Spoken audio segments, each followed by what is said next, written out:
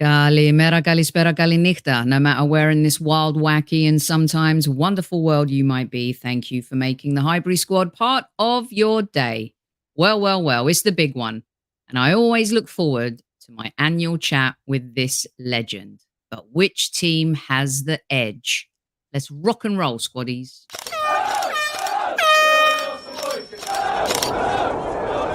Mind the gap between the train and the platform. Please stand clear of the discussion doors.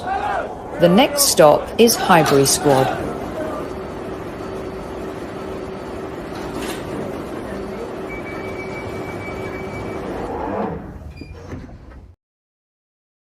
Bonjour. Hola, yasas. 6 p.m. in the UK, an unusual hour to be broadcasting for us. So if you're listening on replay, and you will be, thank you so much. But when you get this legend, he's very busy, talking a lot about his own club right now, maybe getting into a little bit of bother as well. Who knows? Welcome back to Squad Central, Stevie Nicol, one of our favourites. Hey, Soph, how you doing? I'm doing all right, mate. How are you? Oh, I'm bearing up.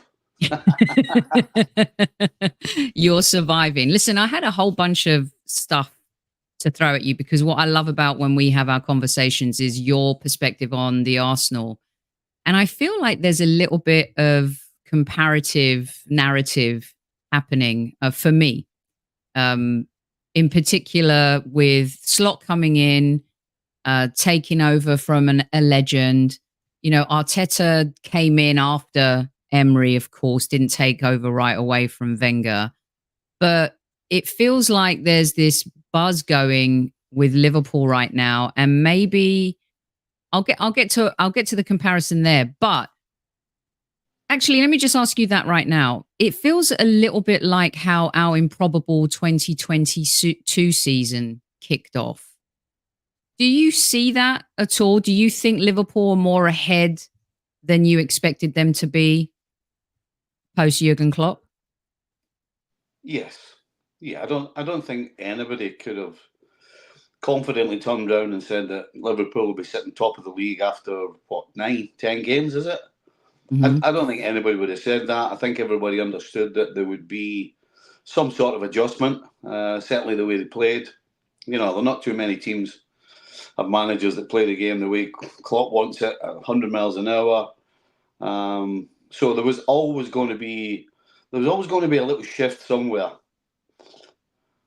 But to think that Liverpool would be sitting top of the league at this stage, no, I certainly didn't. And I don't remember anybody else sitting telling me that Liverpool were going to be winning the title and sitting top of the league after 10 or almost 10 games. So let's dive into that a little bit, because there are some folks that think it's a crazy start, and there are some folks that think that Liverpool really haven't been tested yet. Although the Chelsea game, I think that was the dialogue maybe before the Chelsea game. I actually thought Chelsea played decent football. Maybe were unlucky to walk away from Anfield without anything. How dare you say that? You're not allowed to say that. I'm not a Liverpool legend, so I don't know the kind of trouble I'm going to get in, but you are. And you weren't convinced by that win. Tell us why. Well, there's three things about what I said. And conveniently, the first thing I said was Liverpool got the win. And, you know, I guess at the end of the day, it's all about winning. And I said, in terms of the result, absolutely, great result. But then I said, in terms of performance, I didn't think it was a good performance. I did not like it. I said that there was nothing impressive about it. And again, you know, you're sitting top of the league and you just won at home against Chelsea, supposedly one of your biggest tests so far after Man United away. And, you know, it's not... I don't work for Liverpool TV.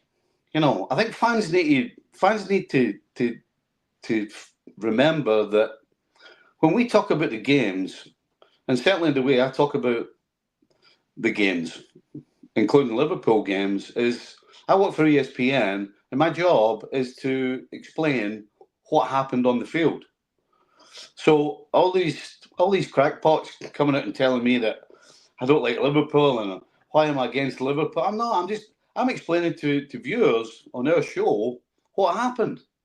And what I said happened was Liverpool, for some reason, I have no idea why, at Anfield, decided when Chelsea got the ball, they'd run away to the halfway line and defend from there. Now, I don't think I ever saw Shankly doing it. Paisley didn't do it. Fagan didn't do it. Dalglish didn't do it. Klopp didn't do it.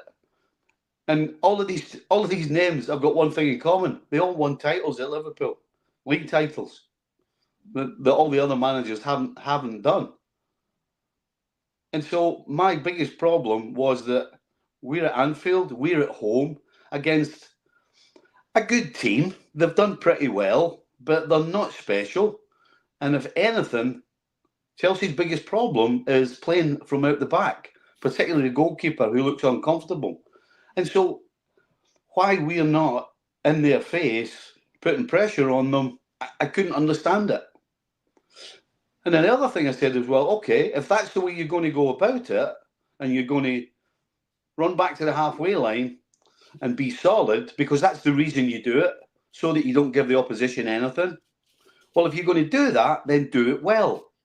And they didn't do it well because they got outpossessed, they got outpassed, and they got outshot. So if you're going to sit on the halfway line at home against anybody and end up being particularly outshot, then you obviously haven't done the job properly. And the fact that you win the game doesn't give you you don't just put the blinkers on and forget all that happened in the game. You can't do that.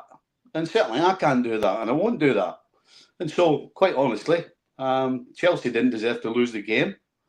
Certainly Liverpool deserved not to lose the game.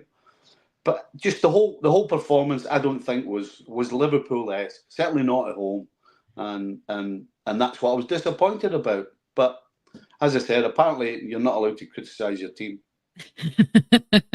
Welcome to our world, and you're a legend of the club. I mean, and that some of those managers that you mentioned, some of the names. I mean, you played alongside or played for and won titles. Can you imagine Shankly running away to the halfway line? Come on. Don't think so. What? I mean, it's so hard, isn't it, replacing a legendary manager? I mean, look at Emery, right? He's doing wonders at Aston Villa now. And I've always respected him as a coach. And, his prowess in Europe is unquestionable. And he's been backed and given the players he wants, and he's doing wonders at Aston Villa. It just didn't work out for him. At Arsenal wasn't the right time. Mikel Arteta's been backed completely and been given the team. And we've seen the turnaround at Arsenal. It's Arsenal 2.0. Slot inheriting, I think, a much better situation at Liverpool than Arteta did at Arsenal, and Emery at Aston Villa. Former Liverpool legend Gerrard had Villa almost in a mega relegation battle. So he's inherited a good nucleus. The architecture is there. The style is what the fans are. They're defending it, but they don't actually really want to see it. And would you even say that against Leipzig last night, Stevie, did Liverpool again not play that great, and did they get away with one there? No. Liverpool deserved to win the game against Leipzig, but again, I would have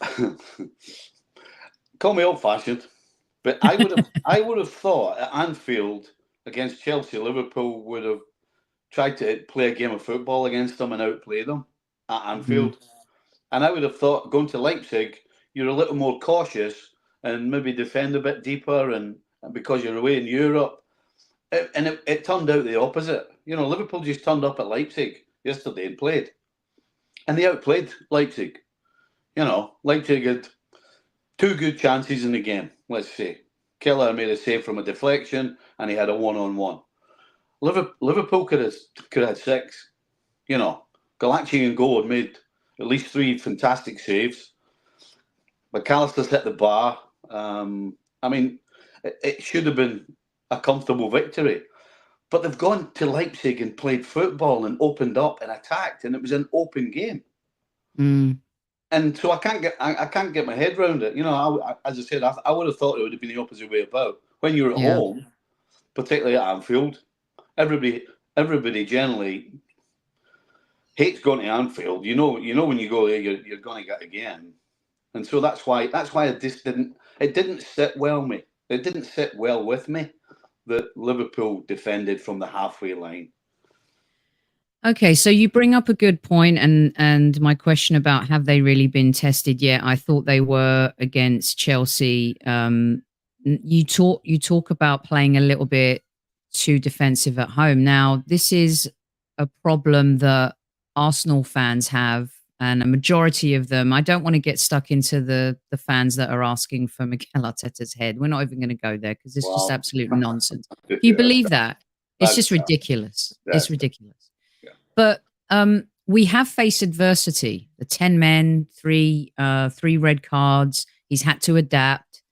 But do you think there's a chance that this could be one of the most defensive games we've seen? Arsenal versus Liverpool in a long time. Can you see that matchup happening? You know, it's really possible. I can't imagine that Slot's going to go to Arsenal and do what he did at Leipzig. I think he's more likely to do what he did against Chelsea. Now, maybe he's learned that they went too deep. And I'm hoping he's learned they went too deep because when they did that, and I guess the key would be McAllister. McAllister didn't start against Chelsea. And I guess the key for me would be that without him, they didn't defend very well in the middle of the park. And so if 1 week you do that and you don't do it well, I would suggest that you adjust your tactic and maybe defend a little bit higher up. That's what I'm hoping. At the same time, you guys don't have Odegaard. You might not have Saka. You haven't exactly been at your free-flowing best. There may be some caution from Arteta as well because, you know, on the break, Liverpool have looked really good. Haven't scored as many goals as I think the opportunities in the final third they've had over the course of this season. I think they should have had more goals, but they definitely look dangerous. And so if you're Arsenal, you've got to be wary of that. So for those reasons, it could be somewhat cagey. But then I'm hoping that everybody's natural instinct, because I think most of Liverpool's players' instincts are to go forward. And I think when you've got the likes of Martinelli in the wide areas on that side, I'm sure Trossard wants to go forward as well. So I think maybe once the game settles down, both sides will probably be a little cautious. But I think once it settles down, we might see a football match. We might see two teams trying to get forward a little bit more. But I certainly don't see that from the start of the game. So I'm going to riff off a little bit what you were saying, because every year that we talk home and away, your two biggest things are, if I see these two guys on the team sheet, I know we're in for a busy afternoon, evening, call it what you want. There is the possibility that, you know, I think Martinelli will definitely start with his record against Liverpool. He always plays so well against you guys, but there's a huge possibility that Saka might not play in this game. Now, Arteta may be playing it cautiously. If you believe some folks, he'll be ready to go. If you believe others, he won't. So I will start with the forward lines. Can Arsenal win this game without Bukayo Saka? And Odegaard. I think you got to put the two of them together. You know why I didn't bring up Odegaard here is because he's been out now for quite a few weeks. Yeah. And I think Arteta should have found a solution to that. But go ahead. Go ahead to talk me through it. Yeah, you're probably right. And you're never going to find a real solution. You'll find an alternative without Odegaard, but you'll never find the solution because you don't have anybody who is anywhere close to the way he plays the game or what he's capable of. So it's about getting an alternative that becomes successful. As far as Saka's concerned, I think from both points of view, from a Liverpool point of view, if he doesn't play, that's fantastic. And from an Arsenal point of view, that's your chances of winning the game certainly drop percentage-wise in terms of getting after Liverpool. Martinelli, as well as he usually or has done recently against Liverpool, has been a little inconsistent this year, it seems. Otherwise, why would Arteta keep switching him and Trossard so much? Obviously, Trossard's gone in the middle a bit recently, so I expect Martinelli to play. But as I said, he's not been his consistent best. Certainly not the way he has been the last couple of seasons. And so your front line is coming into this game not exactly full of beans. Martinelli on one side. Is it going to be Sterling? Will he switch Martinelli the other side? Again, Sterling. You don't know what you're going to get. It's a lot of money for not knowing what you're going to get. And then Havertz foraying away, seemingly on his own. It seems a lot of times he's on his own. So I think going forward, Arsenal are not in a good place. And then you want to throw in that Saliba's not going to play. That's not great either. Yeah, it's a good. We kind of like that Chelsea are paying the majority of Sterling's wages. I just think that we haven't seen good glimpses just yet. The best was probably against Bolton in the cup, which you can't. You need him for more than that. And for years, I say years loosely, but for a few seasons now, Arsenal fans have been screaming for a SAKA backup. Before I get to like the backup and the Odegaard situation, I want to stick with that front line just a little bit because you mentioned Havertz, who hasn't had any service. The creativity is definitely off since there's been no Odegaard in the team. And we have certainly suffered. Jesus is just not the same player. Martinelli has to play in this game. He's improved in the last 2 or 3 matches, Stevie. Trossard, I would play in the Odegaard role. And then if Saka can't play, I'm playing Jesus on that right side. Martinelli, I kept saying, pick him, let him play out of his funk. And I feel like he's kind of there. It just needs to be a bit more clinical up front. And when you look at, I was doing okay until I put this picture up. When you look at that. Which team is... I'm going to be honest, I'm taking my rose-colored glasses off right now. Without Saka, I think this group of 5 is a lot stronger than Arsenal's forward line right now. Yeah. Is that fair or foul? No, I would agree with that.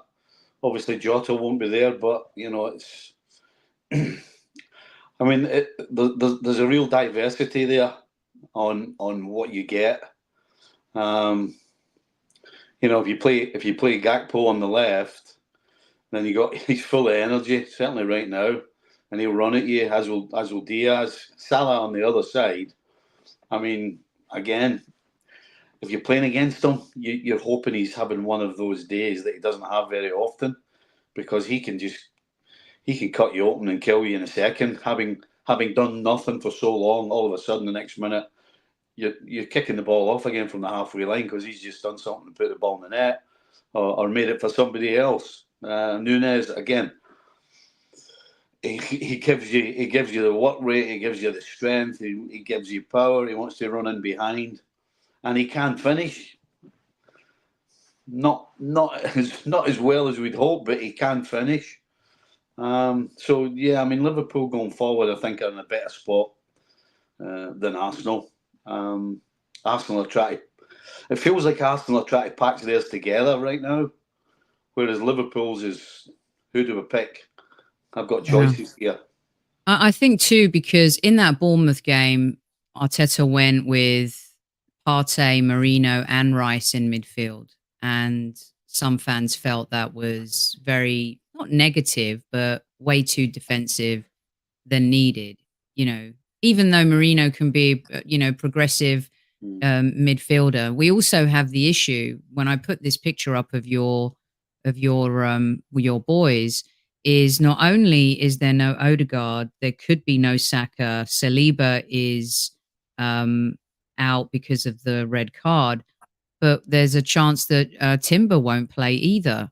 Yeah. So when we've seen Salah torture Zinchenko before, you've got the intelligence of Gakpo. I think he's such a smart footballer. I really enjoy watching him play football. There's a concern there. Do you think there's a case too, though, that Liverpool could get a bit too cocky, knowing we've got all these issues and problems? No. When it comes to games like this, the one thing you don't get is cocky.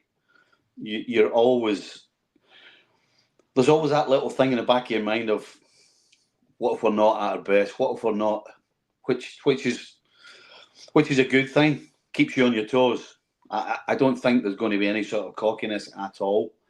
I think when the game starts, particularly Liverpool, will find out where Arsenal are. You can feel it on the field when you're playing against a side that are maybe trying to feel their way into the game, or are not quite sure how they're going to go about it. You can feel that on the field when you're playing.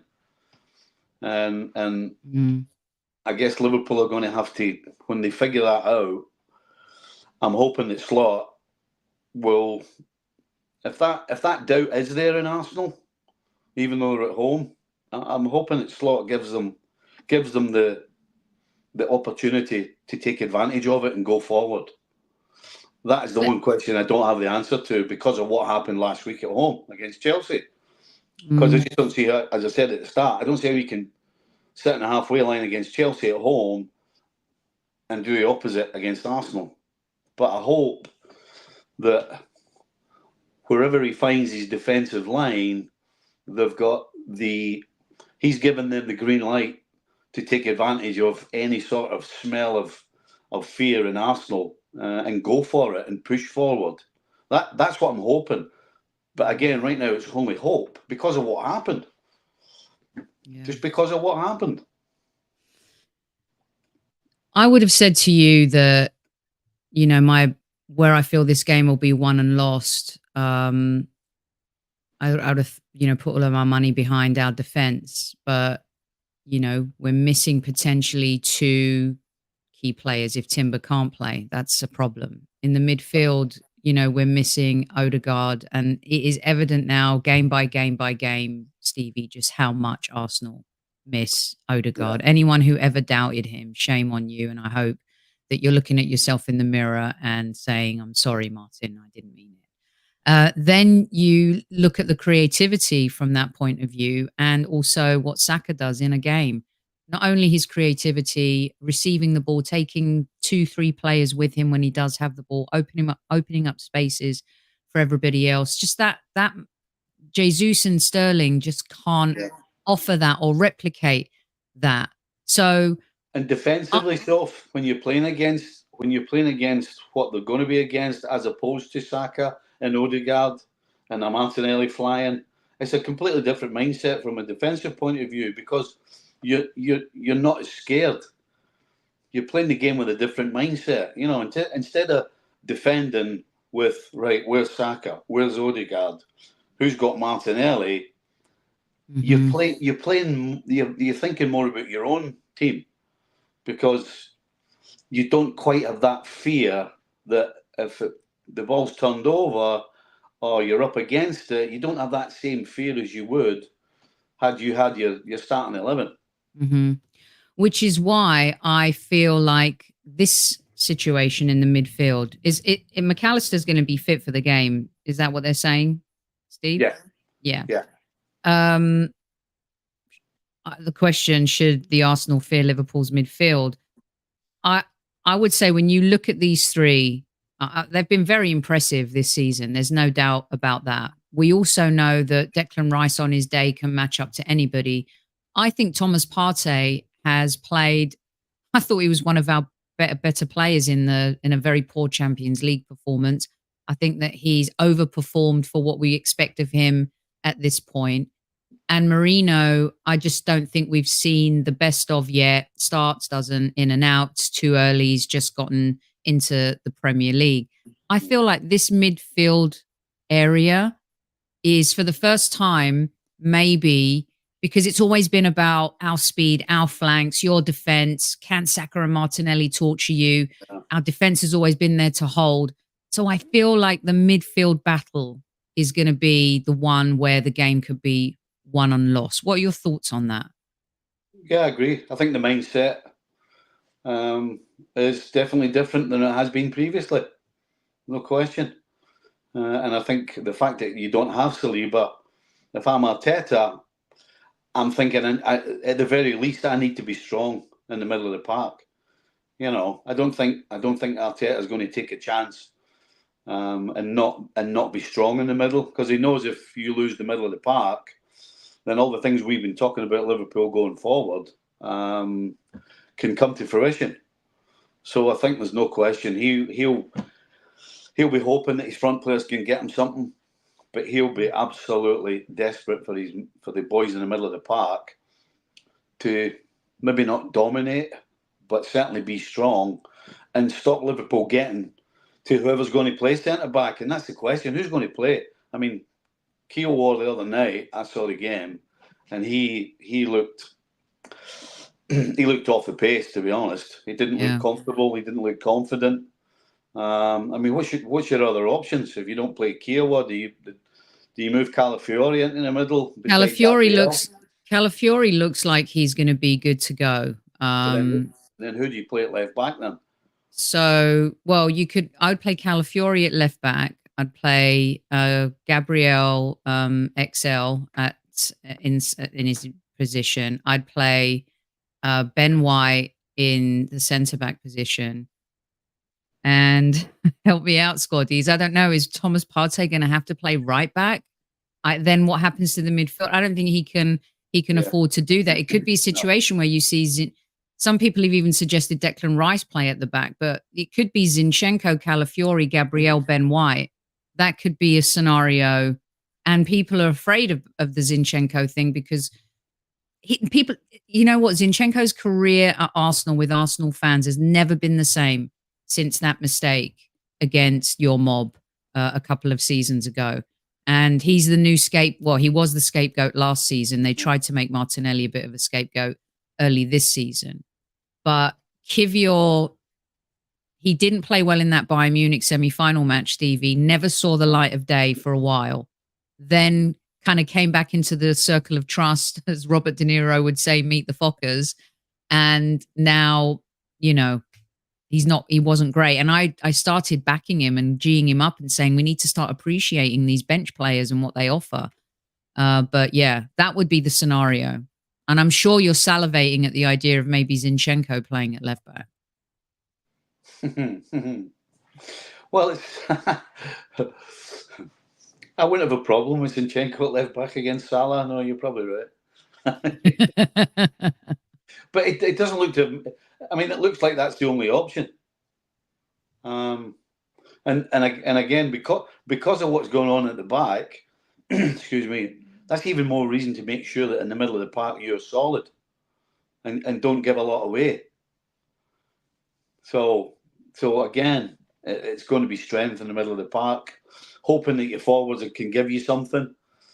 Because again, I'm sure Arteta's hoping that Liverpool will try and get forward, which, listen, you give you guys space, then you can definitely hurt teams. You know, when teams sit back and crowd you out without Odegaard, you kind of struggle to find little gaps and make opportunities. But against a team like Liverpool or any other bigger sides who want to go forward, allegedly, then that gives you some space to play.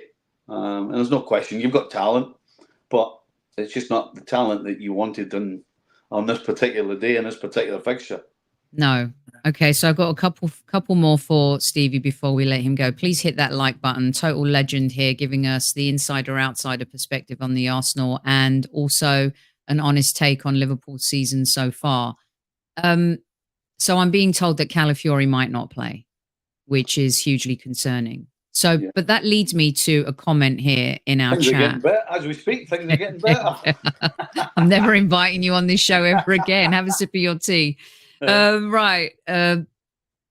I have a question for you, and I want you to put your manager hat on now too, because I know you're a huge fan of experienced players, what experience bring to the table, but you've also been in a position where you've nurtured young players as well, Stevie. And let's say there's no Calafiori, and you're worried about Zinchenko with the history, and you don't want the PTSD kicking in. I wanted to ask you now, with that in mind, my question was actually going to be about Waneri. You put your manager hat on. He has proven that when he comes on and he's given the opportunity, he can elevate the game very quickly. You can see it, and it's undeniable that you see it. Now, starting him in a game like this is a huge decision, I think, for Mikel Arteta. When you have, usually you can bring a young player into a situation where, you know, okay, there's no Odegaard, but there is a Saka, there is a Saliba.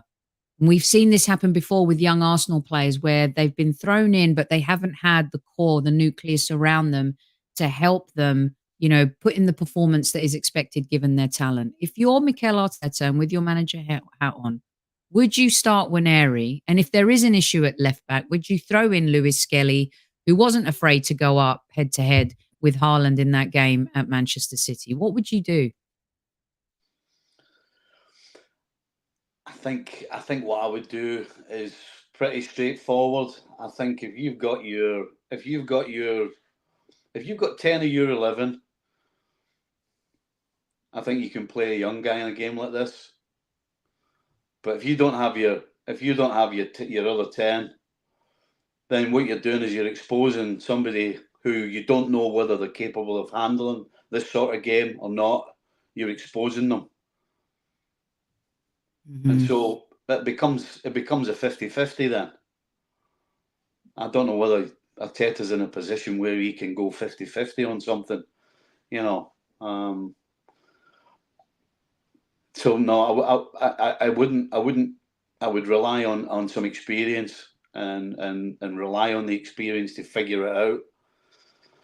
Just for that simple reason, yeah. If I've got 10 of my starting 11, I think that's the ideal scenario to play a young player, who's clearly not ready yet, because that's why he's not in the 11. He needs experience, and so you want to give him time on the field. But if you give him time on the field with 10 others beside him who you know exactly what you're getting, then that's the ideal scenario for me. I do not think it's a good idea to throw a young kid in when you're not 100% sure whether they're going to sink or swim, because you're not. But you're also putting them in. You're also putting them in a position where the others around them are not quite sure what they're going to be getting as well. That's not good for any young player. So I would absolutely, in this scenario, go for the experience over trying a young kid. I mean, you're gambling. And Mikel Arteta doesn't need to be gambling here. He needs to know. He needs to know what he's getting from as many of his starting 11 in this game as he can, within reason. It's not a game for a gambling. No, it's not. But let's say where, you know, you're on the touchline, we're 1-0 down, it's 1-1. Are you bringing on a Waneri with 20, 25 minutes to go? Are you keeping it tight? Do you think Slot and Arteta? I think this is a must-win game for Arsenal. I don't even think a draw is a lose game. No. See, someone said that on the show on Monday, and I'm like, no, this feels like a must-win game. If we lose, Liverpool are 7 points clear of us, and that's Liverpool. We're not even talking about Manchester City and the advantage they could have mentally. As your season goes, I think we'll see some cracks. You know, Slot's not been there before. The players have been there before, but also those tougher matches are going to come. If you're Arsenal and you're playing Liverpool and City, because I think we all agree that the title's coming from one of these three teams. Mm-hmm. If you're Arsenal and you're playing against City and you're playing against Liverpool, and you take a point, I don't think you I don't think you dismiss that. I don't think you dismiss it, and I certainly don't think you dismiss it when you're in the position Arsenal are, where they are points behind and where they're missing the best players. You can't dismiss taking a point when you're in a scenario like that. I know you're at home. When you're at home, you want to win your home games, but you got to look at the big picture. And with the situation, Saliba out, Saka out, Odegaard out, Calafiori out. You telling me that Timber you wouldn't out. take a point? Timber, you telling me you wouldn't take a point? All right, you've convinced me. Stop the madness. Yeah, I think you take the point if you're Arsenal. There's a few in the chat that agree that take a point and move on. Do you really think Liverpool or Arsenal have a chance to beat City to the title? I did before the season started.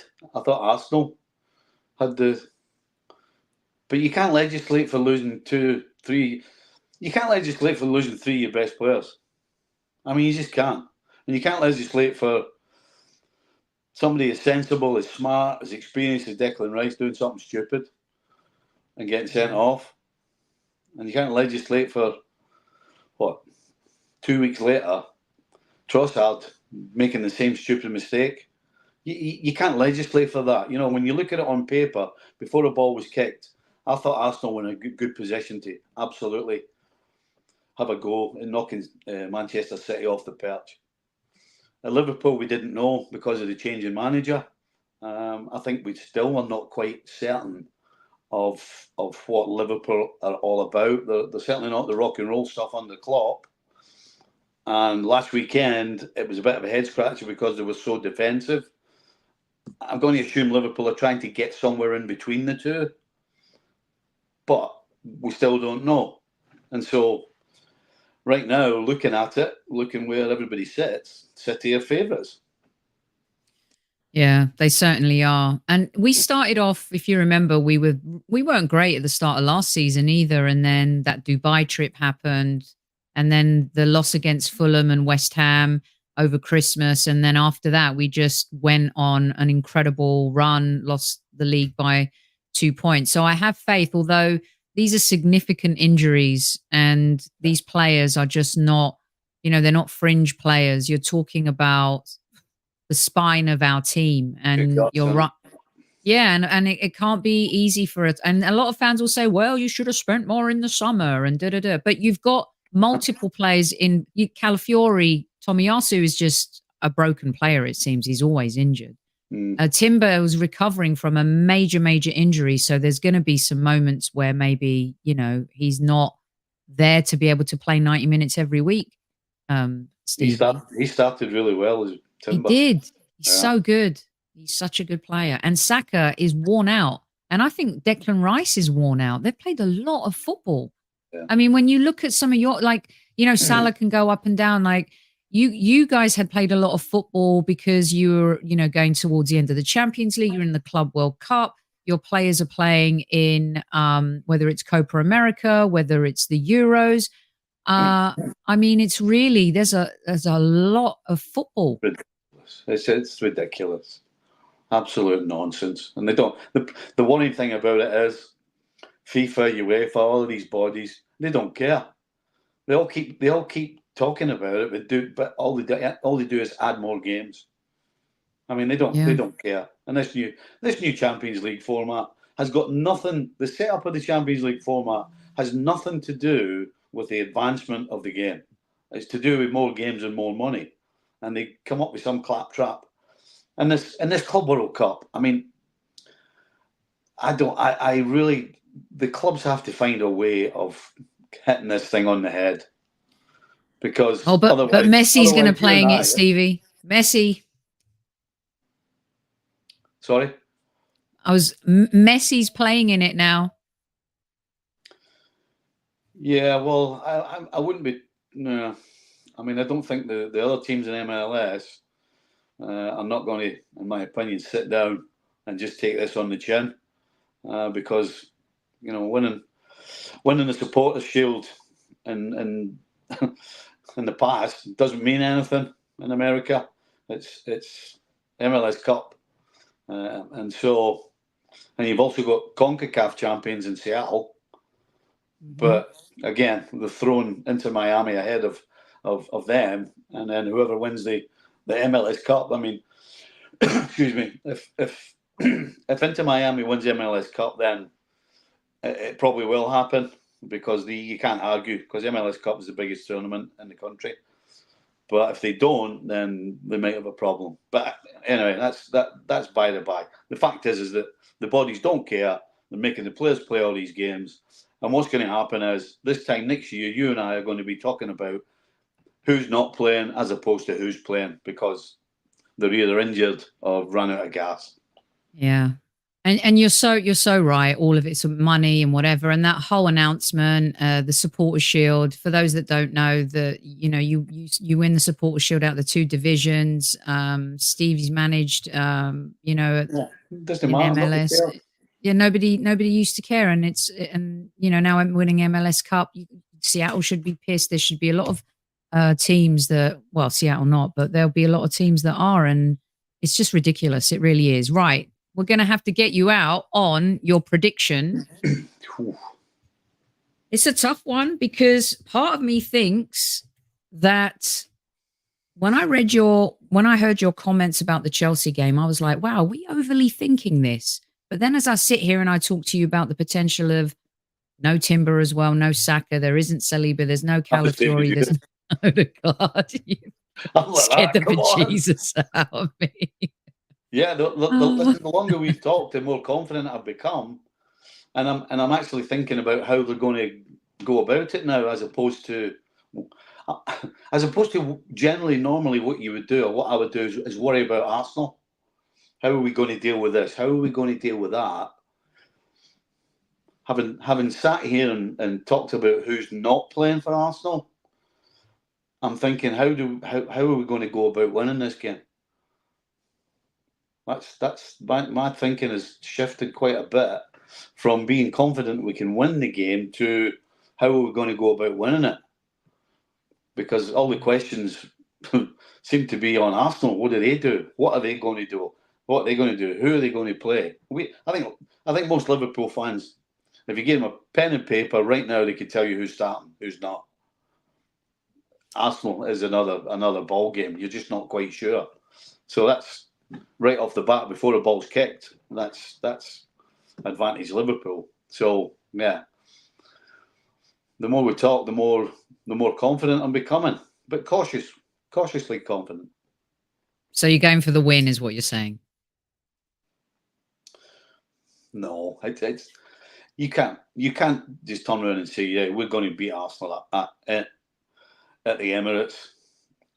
The football doesn't work that way. The game's, as we always say, the game's not played on paper. It's played on grass. And as confident as you can be, you're never 100% sure. So, all right, I'd prefer a win, but I think a point might be not bad either. And you know what? If Arsenal end up winning this game, it will say a lot about us and even more about you, because maybe you're pretty much full strength. Again, depending on how it works out. Now, if Liverpool go and get after Arsenal and pass it well and just don't take the chances, then okay, then you accept that. But if they go about it and sit back and look scared and get beat, then there are so many things that can happen, and there's so many different ways to look at things depending on how they work themselves out. And I think we're both in the same boat. I think if you're an Arsenal team that turns up with all the injuries and all the problems and everything else, and plays well and dies for the jersey, you can't complain about that. You really can't. You're missing too many of your best players. And so to get something from this game, I think if you're an Arsenal fan, you should be happy. Yeah. Is the pressure all on us? It seems like it. It seems like it, yeah. All the questions are on Arsenal more than Liverpool. I've got one question. How are Liverpool going to go about it? That's the only question I have. For Arsenal, it's how do we go about it? who starts, who doesn't start, who plays where. Do I move somebody from the right position to another position, and then you're now filling gaps? Because now you've moved somebody who's Ben White, for example. So now you've moved Ben White, who's now a bona fide fullback. You've moved him to the middle, to centre back, or to left back where he hasn't played, and then you're filling a hole because you've got to fill the hole Ben White left. It's just questions, isn't it? With no real answers. It's a great point. Too many questions, not enough answers. Liverpool seem to have the answers and the hows right now. Another brilliant show. And right before we go, football prizes, a new shirt. Here's two players it would be great to have come into the side this weekend. Ian Wright and Freddie. You can do it, right? For sure, we could do with Wright. You go to football prizes and get your ticket. You can win a framed Ian Wright shirt, 15 other instant prizes to Freddie Lundberg up for grabs as well at football_prizes on social, and go to footballprizes.co.uk. Some players there, I tell you, we could definitely use them. Stevie, it's been an absolute pleasure. What have you got? Are you on the ESPN FC today, or are you done for the day? No, what's going on? Not today. When you back?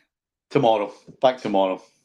Back tomorrow. Okay. Yeah. Well, give the guys over there a big hello. And keep up the great work. Thank you so much, as always, for coming to visit Highbury Squad as well. And you guys, I'll be back post-game, Arsenal v Liverpool. Hopefully, we will be victorious. We shall see. Keep your fingers crossed. Stevie and everyone at ease. Don't forget to tell your loved ones you love them. Good night, everyone. Cheers. Good day, no matter where you might be.